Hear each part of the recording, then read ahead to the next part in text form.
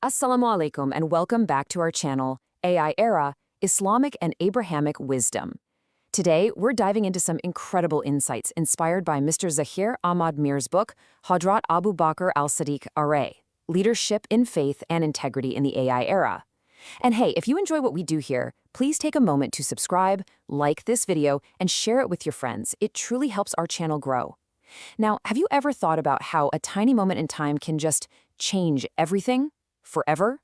We're about to unpack a huge historical paradox, how just 2 years of leadership could lay a foundation that has shaped our world for over 14 centuries.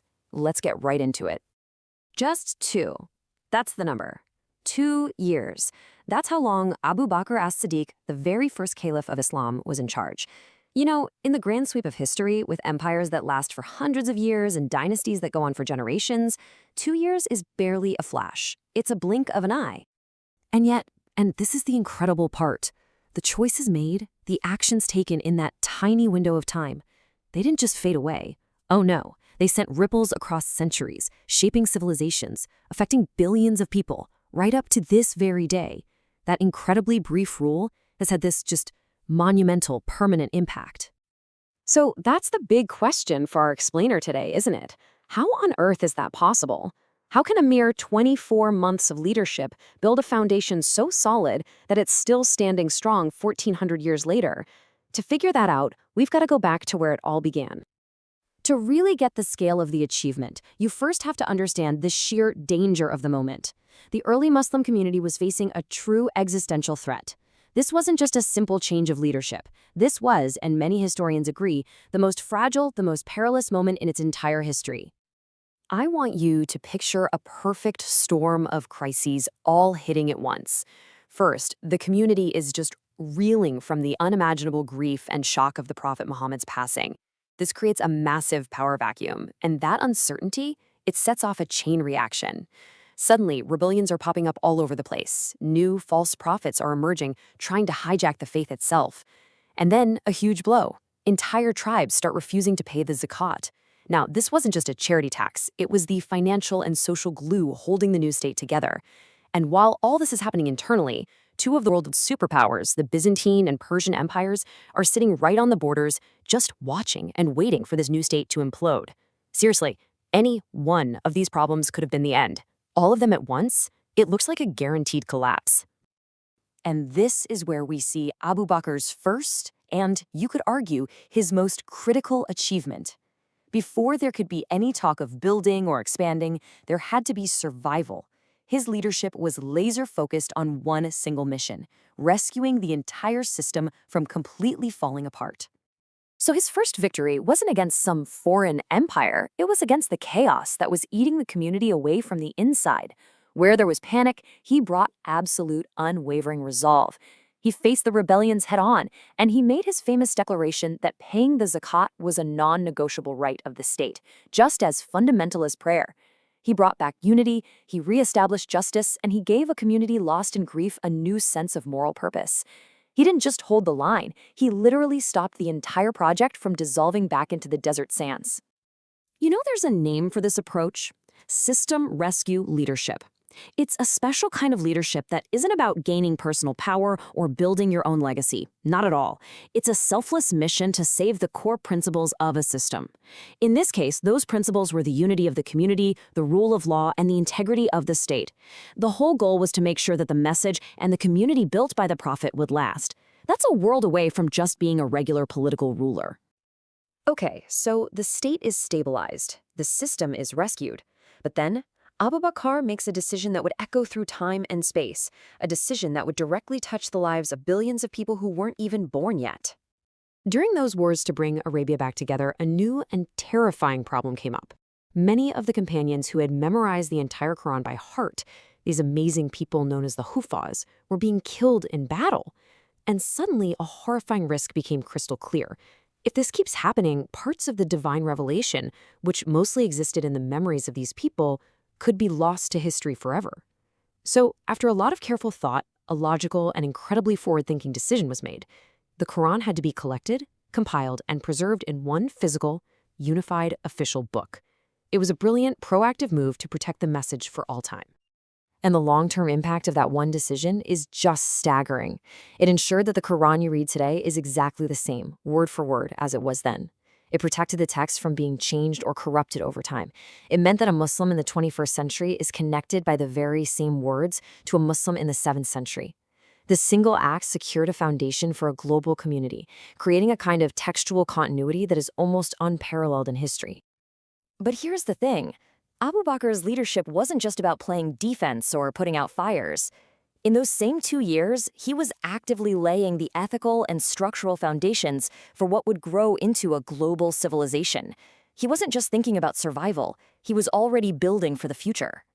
For example, as armies were sent out, they were given a strict code of conduct that was absolutely revolutionary for its time. He commanded his generals, "Do not harm civilians. You will protect women and children. You will not disturb priests or monks in their places of worship."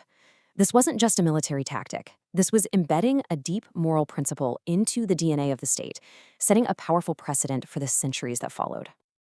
And right here, you can see the cause and effect so clearly. The disciplined, ethical armies he created, they paved the way for the incredible expansion under his successor, Umar ibn al-Khattab. The moral principles of warfare he established, they became the bedrock for a civilization that prized justice. And the foundation of law and ethics he reinforced, that's what allowed for the flourishing of a global center of learning and culture that would lead the world for centuries. He planted the seeds, and the whole world saw the forest grow. So let's circle all the way back to our first question. How was the 2-year rule so impactful? Because it wasn't just a short, isolated chapter. It was the essential beginning. It was that critical moment of stabilizing, preserving, and building the foundation upon which everything else, everything that came after, was built. You could say that without those 2 crucial years, the global story of Islamic civilization might have been a very different one, or perhaps never even written at all. And that leaves us with a final thought. A question that's just as relevant today on our own lives, in business, in politics, as it was 1,400 years ago. What is the real measure of a leader's impact? Is it about how long they stay in power, or is it about the strength and durability of the foundations they leave behind for others to build upon? Definitely something to think about. So let's start with the big question right up front. It sounds a little crazy, doesn't it? Can a ruler from the 7th century really guide the age of AI? I mean, we live in a world of neural networks, machine learning, a world changing faster than ever. What could a historical figure from over 1,400 years ago possibly teach us about ethical algorithms or building a digital future? Well, the argument we're going to explore is that the fundamental principles of good, just leadership, they don't have an expiration date. They are the absolute bedrock that any stable, ethical society has to be built on, whether it's digital or not. Now, before we get into the how, let's talk about the when. And get this, the entire time Abu Bakr was in charge, his whole caliphate, it lasted for just 2 years. That's it, 24 months.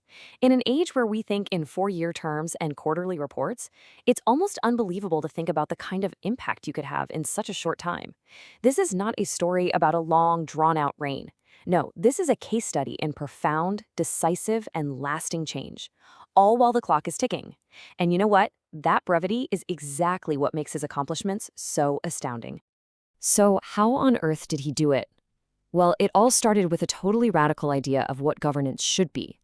See, at a time when being a leader meant being a king, conquering lands and getting rich, Abu Bakr set up a system built on the exact opposite: service, justice, and accountability.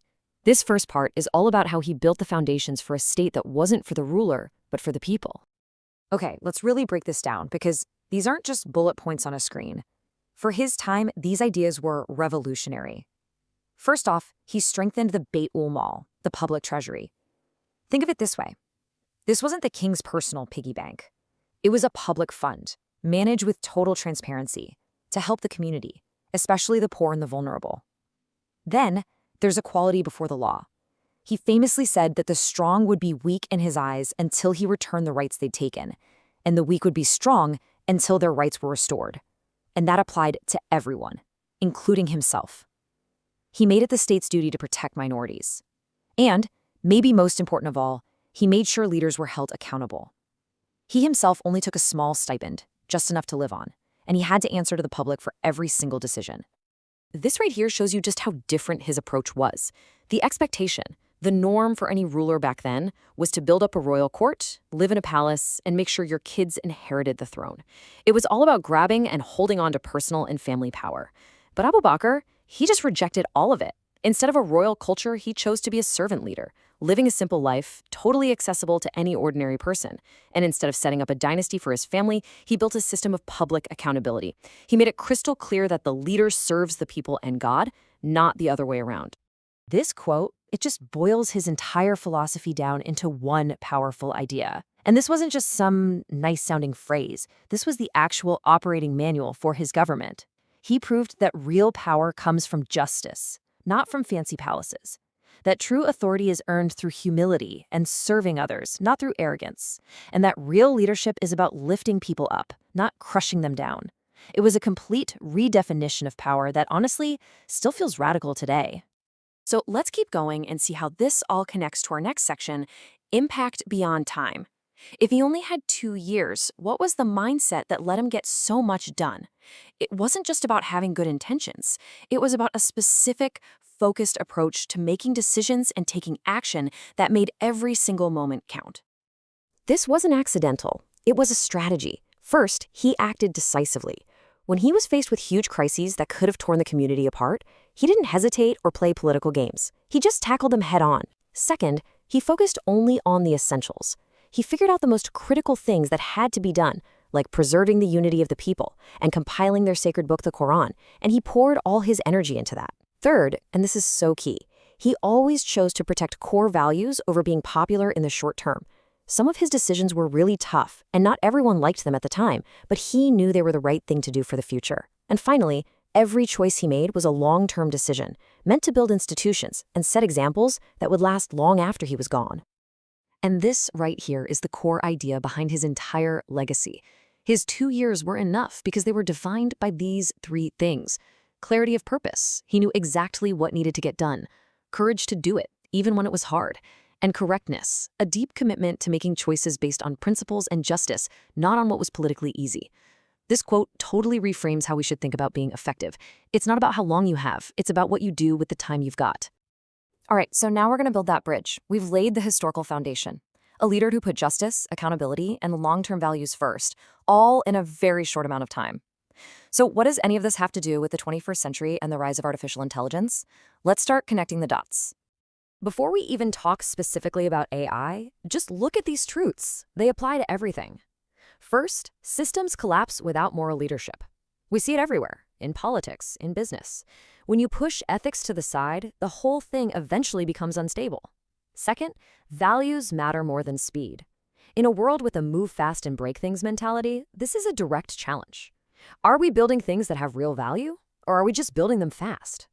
Third, institutions matter more than personalities. Abu Bakr focused on building a just state, not a cult of personality around himself. Strong institutions can survive anything. And finally, ethical foundations outlive technologies. The phone in your pocket will be obsolete in a few years, but the ethical principles, or lack thereof, that we're building into our tech today will shape our society for generations to come. And this slide makes the connection crystal clear. Take Abu Bakr's principle, ethics before expansion. The AI equivalent of that, it's making sure we have strong safety protocols in place before we roll out powerful AI systems to the whole world. You can't just release it and hope for the best. Okay, next, unity before innovation. He worked to unify a community that was falling apart. Today, that means we have to address the deep algorithmic biases that are dividing our society before we scale up these platforms for billions of users. And finally, trust before automation. He built a government based on public trust.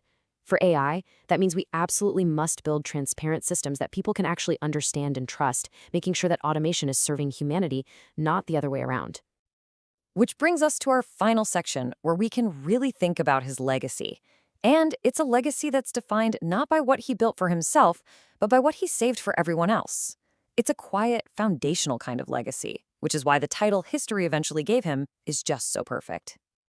He wasn't focused on being popular. He was focused on his duty. His goal was never about conquest. It was about consolidation and preservation. And he really wasn't worried about how his own name would be remembered in history. He was worried about building just institutions that would last. It's his complete lack of personal ambition that makes what he left behind so powerful. And so, this is what history calls him, the silent architect. And it just fits, doesn't it? An architect works in the background, drawing up the plans, making sure the foundation is solid so that a beautiful building can stand for centuries. The architect's work is absolutely essential, but it's often invisible to the people who enjoy the building later on. That was his role. So what exactly did this architect build in just 2 years? Well, he preserved the core message of the faith right at a moment of crisis. He secured civic unity when everything could have just shattered into pieces. He started the monumental project of compiling the Quran into a single protected book, and he established that model of just governance that we've been talking about. These 4 pillars, they are the foundation that so much of later history was built upon. His leadership wasn't built on force or on being a clever politician. It was built on a set of core virtues. Truth, even when it was painful. Courage, when facing down existential threats. Humility, in the most powerful position. Justice, as something that was never up for debate. And the wisdom to know how to put it all together. And this is the result. This is the impact that still ripples out from those 2 short years. The Quran that he worked so hard to protect is read by billions of people today. The idea that a leader is accountable to the law, a cornerstone of his rule, is a principle people are still fighting for all over the world. And his example of servant leadership, it's still a benchmark, a standard against which we can measure power. That is the legacy of just 2 years. So we end right where we started, with a question for our own time. We are the architects of this new technological age. We are building the systems that will shape the future for generations. And as we build, the story of Abu Bakr forces us to ask ourselves, what is our foundation? In our rush to innovate and move fast, what timeless values of justice, humility, and truth will we choose to embed at the very core of our creations? That is the challenge his legacy leaves.